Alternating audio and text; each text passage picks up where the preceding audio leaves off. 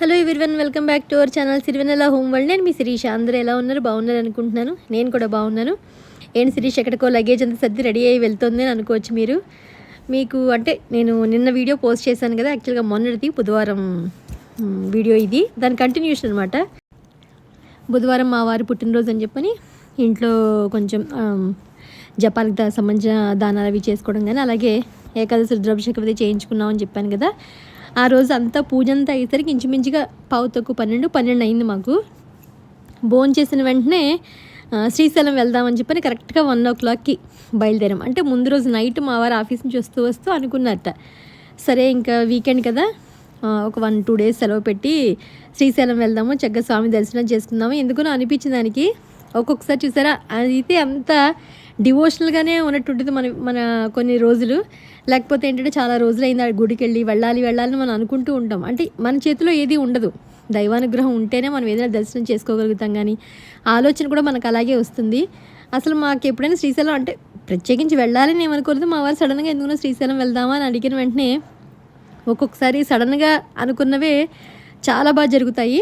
అంటే మనకు కూడా కొంచెం ఎగ్జైటింగ్గా ఉండదు, భలే స్వామి పిలిచినట్టుగా అనిపించిందే వెళ్దాము అని చెప్పని వితిన్ 1 hourలో ఏదో కనిపించిన బట్టలు, అసలు బ్యాగ్ ఎక్కడుంది, బట్టలు ఏంటో అని తెలియదు, ఏదో ఒక నైట్ డ్రెస్, ఒక శారీ అన్నట్టుగా పెట్టుకుని 1 o'clockకి అంటే టంచనగా అనుకున్నాను అనమాట.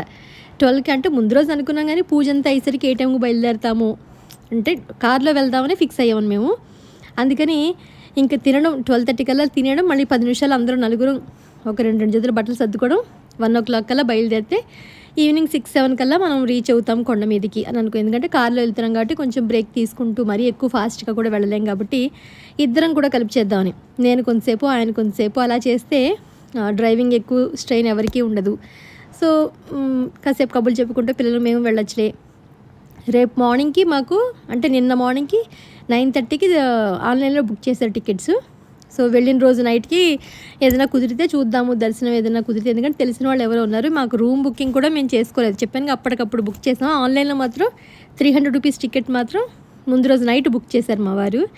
సో అనుకుని బయలుదేరాం. అంతా ఇంకా ఎంత ఎండగా ఉందంటే ఏమో మరి 2-3 రోజులు టెంపరేచర్ చాలా పెరిగిందా లేకపోతే మాకు అలా అనిపిస్తుంది. ఎందుకంటే 1 by 1 ఏదో ఒక ప్రోగ్రాము.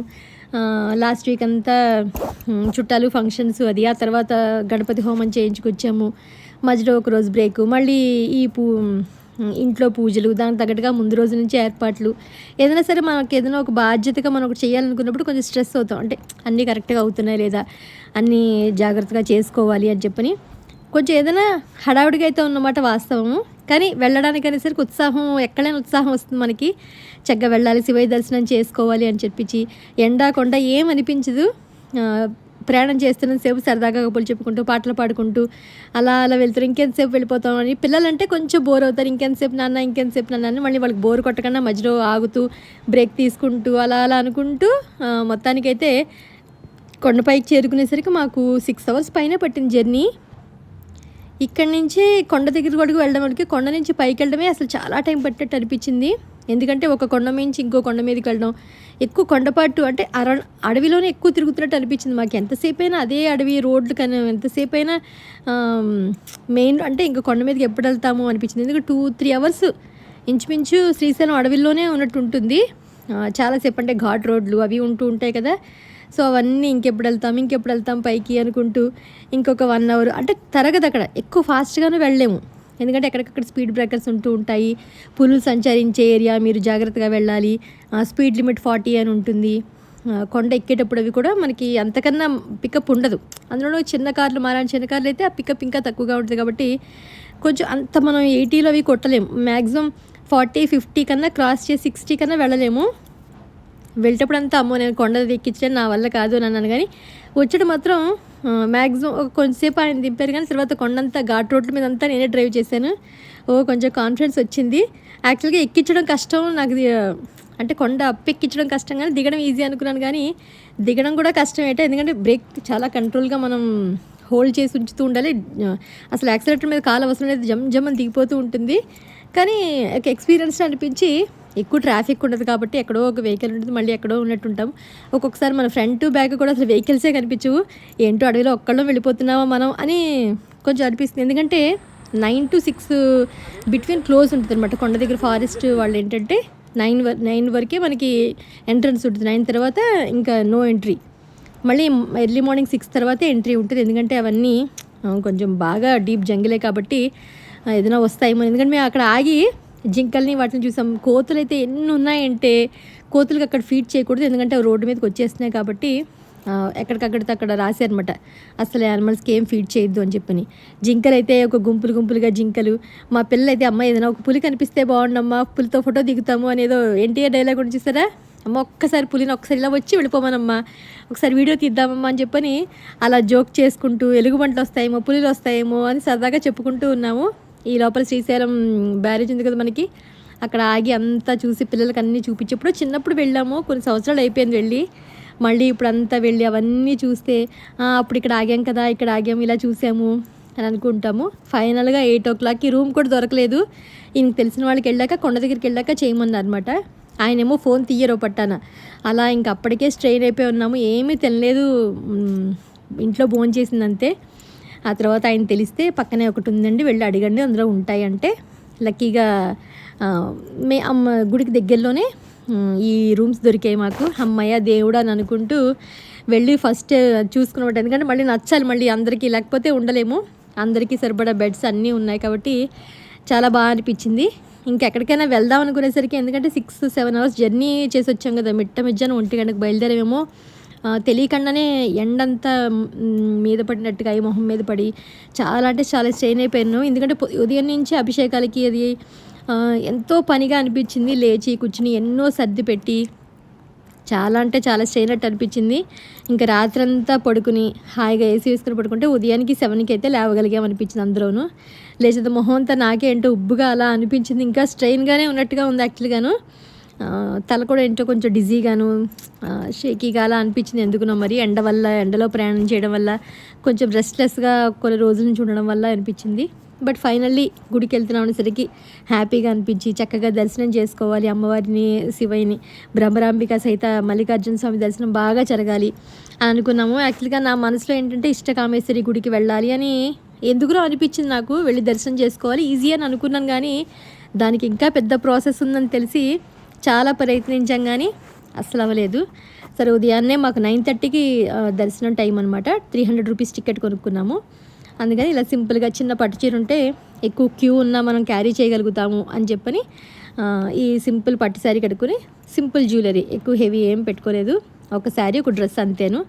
మా వారి పిల్లలు అందరం కూడా చక్కచక్క రెడీ అయిపోయి 9:30కి దర్శనం కాబట్టి ఆ టైం కల్లా మనం అక్కడికి వెళ్తే 8:30 కల్లా బయలుదేరిపోయాం అనమాట. మేము వెళ్తే అక్కడ ఫోన్లో అవన్నీ లాకర్లో పెట్టాలి కాబట్టి ఎక్కడెక్కడ ఏం పెట్టాలో మనకు ఐడియా ఉండదు. ఎటు నుంచి వెళ్తే కరెక్ట్గా అటు వెళ్తాము. ఎప్పుడు వెళ్ళినా మనకి పుణ్యక్షేత్రాల దగ్గర ఎప్పుడు మనకి టెన్షన్గానే ఉంటుంది. ఇది యాక్చువల్గా మా హోటల్, అదే మేము ఉండే రూమ్ కింద అనమాట ఇది. అక్కడ చక్కగా శివయ్య అదే మొత్తం అలంకారంగా చేసి గణపతిని అన్నీ పెట్టి, శివుడికి ఇష్టం పూలు కదా ఇవి, నాగాభరణ పూలేవో సంథింగ్, నాకు పేరు గుర్తులేదు, అవన్నీ అక్కడ డెకరేట్ చేస్తే బ్రహ్మరాంబిక సమేత మల్లికార్జున స్వామి ఫోటో, అది తంజావూరు పెయింటింగ్ అనుకుంటే, చాలా బాగుంది. అందులో ఒక చిన్న క్లిప్పింగ్. అలాగే అన్నపూర్ణాదేవి శివుడికి భిక్ష వడ్డిస్తూ ఉంటుంది కదా, అలా ఒకటి పిక్ ఉంటే తంజావూరిది చూసాను అనమాట. అక్కడ ఫ్రీ అన్నదానము, ఫ్రీ సత్రం, అదే ఫ్రీగా టిఫిన్ అవన్నీ పెడతారు. ఇంకా గుడికి బయలుదేరిన తర్వాత దారిలో ఇలా శివుడిది అవి బొట్లు పెడతారు కదా, మేము కూడా పెట్టించుకున్నాము. భలే అనిపించింది నాకు పెట్టించుకున్నట్టే. ఇంతకుముందు తిరుపతికి వెళ్ళినప్పుడు కూడా అక్కడ కూడా ఇలా నా ముందు పెట్టించుకున్నాము, బొట్లు పెట్టించుకుని. అప్పుడు ఇంకా హరహర మహాదేవ శంభో శంకర అనుకుంటూ అందరూ లైన్లో వెళ్తున్నప్పుడు అంతా ఓం నమ శివాయ అని శివనామస్మరణ చేసుకుంటూ దర్శనం చేసుకోవాలని అనుకున్నాను చక్కగాను. 300 రూపీస్ టికెట్లో కూడా ఉంది యాక్చువల్గా, స్పర్శ దర్శనం కూడా ఉంటుందట. మా వారు చేసుకుందామని అనుకున్నారు కానీ అది అవ్వలేదు. దాంతోపాటు ఇష్టకామేశ్వరి గుడికి అన్నాను కదా, దానికి కూడా ఏంటంటే అది ఫారెస్ట్ డిపార్ట్మెంట్కి సంబంధించిందట, టెంపుల్స్ అథారిటీకి ఏం సంబంధం లేదు. అది మాకు తెలియక ఏంటంటే అప్పటికప్పుడు అనుకుని దర్శనం చేసుకోవడానికి వెళ్ళొచ్చేమో అనుకున్నాం, కానీ దానికి 1 day బిఫోర్ మనం రెడీ చేసుకోవటం, అంటే రేపు వెళ్ళాలి అనుకుంటే ఈరోజు మార్నింగ్ 6 కల్లా మనం సంథింగ్ టోకెనో లేకపోతే ఆన్లైన్ రిజిస్ట్రేషన్ ఏదో ఉంది దానికి, అది చేసుకుంటే తప్ప వెళ్ళలేంట. నాకైతే మనసులో మాత్రం ఆ చిన్న వెలుతు ఉండిపోయింది. ఇష్టకామేశ్వరి అమ్మవారిని కూడా దర్శించుకోవాలి. ఆవిడకి నుదుటను బొట్టు పెడితే మనిషికి మనం ఎలా పెడతామో అలా ఉన్నట్టు ఉంటుందట, కానీ అమ్మవారికి పెట్టినట్టుగా ఉండదట. మొహం అంటే అంత మెత్తగా ఉండదట నుదురు. నాకెందునో చూడాలి అనిపించింది. మా వారితో 2-3 సార్లు అంటే తప్పకుండా మళ్ళీ తీసుకెళ్తాను. ఈసారి వెళ్ళినప్పుడు ఫస్ట్ ఆ అమ్మవారి దగ్గరికి వెళ్ళి అప్పుడు మళ్ళీ మనం స్పెషల్ దర్శనం, స్పర్శ దర్శనం ఏదైనా చేసుకుందాము. కుంకుమ పూజ అమ్మవారికి అది ఏమైనా ఉంటే చేసుకుందాము. ఇప్పుడంటే సడన్గా అనుకున్నాం కదా మనం అనుకున్నారు. సరే అయితే తొందరగా మళ్ళీ స్వామి మనల్ని పిలవాలి, మళ్ళీ మనం దర్శనం చేసుకోవాలి అని మనసులో ఇంకాస్త బలంగా అనిపించింది ఈసారి. ఇప్పుడంటే అన్ప్లాన్డ్గా వెళ్ళాము. ఇంకా బయటికి వెళ్ళొచ్చామంటే ఎంత ఎండైనా కొండైనా జస్ట్ ఆ స్ట్రీట్లో అయినా ఏదైనా సింపుల్గా ఒక రౌండ్ వేయాల్సిందే. మా పిల్లలు అమ్మ ఇంక వద్దమ్మా వద్దు వెళ్ళిపోదాం ఎండగా ఉందంటే సరే అసలు ఇంకెక్కువ ఏం తిరగలేదు. ఏవో సింపుల్గా కొన్ని కొనుక్కున్నాను. అవి ఏం కొనుక్కున్నానో కూడా మీరు వీడియోలో చూద్దరు. కానీ మళ్ళీ అక్కడ కరెక్ట్గా 1:30 కల్లా 12:30కి అయిపోయింది. బయటకంతా వచ్చాము. 12 కల్లా రూమ్కి వెళ్ళి మళ్ళీ ఫ్రెష్ అప్ అయిపోయి డ్రెస్ వేసుకుని కిందకి వెళ్ళి భోజనం చేసేసి 1:30 కల్లా మళ్ళీ లగేజ్ తీసుకుని రిటర్న్ జర్నీ అనమాట. మొన్న 1కి ఇంట్లో బయలుదేరాము. నిన్న 1కి శ్రీశైలంలో 1:30కి మళ్ళీ ఇంటికి బయలుదేరాము. వచ్చేటప్పుడు ఎండ, వెళ్ళేటప్పుడు ఎండ, అసలు మొహం అంతా ఎండగా పడి ఎంత అంటే కొంచెం చిరాగ్గా అనిపించింది. ఇంకా వస్తూ పిల్లల్ని ఎంటర్టైన్ చేయాలని చెప్పని చిన్న అట్లాస్ గేమ్ అనమాట. సరదాగా మీరు వినండి.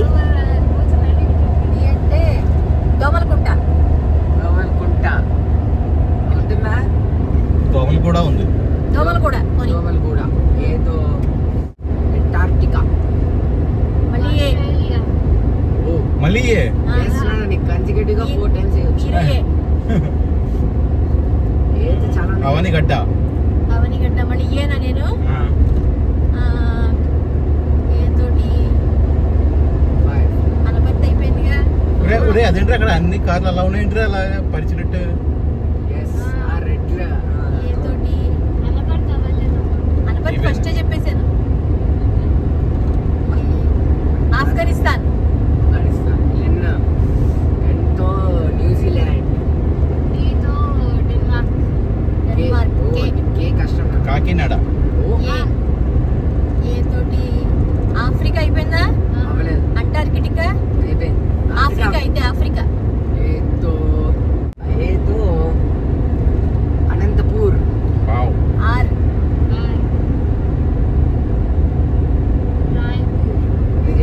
నేను చెప్పేసాను. రాయపూర్ మళ్ళీ ఆర్ అని మీరు రాయపూర్ అవ్వలేదమ్మా. అదే నేను చెప్పేశాను. మరి చెప్పాలి నువ్వు చెప్పలేదురా? చెప్పేశాను లాంగ్ లాంగ్ బ్యాక్. మళ్ళీ ఆర్ తోటి చెప్రాని 5 నాన్న ఇది బోర్డు మీద వదులుతుంది మేడం. ఇక్కడ పైన ఉన్నాయి చూడు. ఆర్ తోటి సరిగ్గా అనేసి చెప్పేసారు. చెప్పేశారు మరి. అమ్మా దగ్గర కాకినాడ దగ్గర ఉంటుంది. అదే చెప్పు. నేను చెప్పేసి ఇంకెందుకు నువ్వు రాజమండ్రి వయ్యా కష్టం అంటే చెప్పగలను వై అంటే చాలా చూసాను దాన్ని.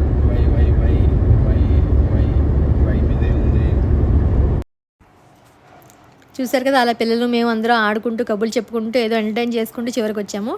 వస్తుంటే దారిలో శ్రీశైలం దగ్గరే ఇవి చేపలు మామూలుగా మనకి దర్భ చేపలు వాళ్ళు నేస్తారట, ఉంటే బాగున్నాయని చెప్పని ఒక 2 చేపలు తీసుకున్నాము. పూజ మ్యాట్ ఒకటి, నేను ఒక చిన్న హ్యాండ్ బ్యాగ్ తీసుకున్నాను అంతే. ఎక్కువేం కొనలేదు. ఇవి తీసుకున్నవి. సరదాగా ఇది ట్రిప్పు మీ అందరికీ నచ్చిందని అనుకుంటున్నాను. అంటే అన్ప్లాన్డ్గా చేసుకున్నది కదా, అందుకని ఇలా జరిగింది. హ్యాపీగా దర్శనం అది బాగా జరిగింది. ఇది ఈరోజు వీడియో మీ అందరికీ నచ్చిందని అనుకుంటున్నాను. మాతో పాటు మీరు కూడా అక్కడికి వచ్చి చక్కగా అవన్నీ చూసుంటారు అనుకుంటున్నాను. మళ్ళీ ఒక ఇంట్రెస్టింగ్ వీడియోతో మిమ్మల్ని అందరికీ కలుస్తాను. ఇంతకీ చేపలు ఎలా ఉన్నాయి? చేపలు 2 పెద్ద చేపలు 2 చిన్న చేపలు కలిపి 1100 కొన్నాను. ఈ హ్యాండ్ బ్యాగ్ వచ్చి 250 రూపీస్. ఇది ఈరోజు వీడియో. మళ్ళీ ఒక ఇంట్రెస్టింగ్ వీడియోతో మిమ్మల్ని అందరినీ కలుస్తాను. అంతవరకు బాయ్.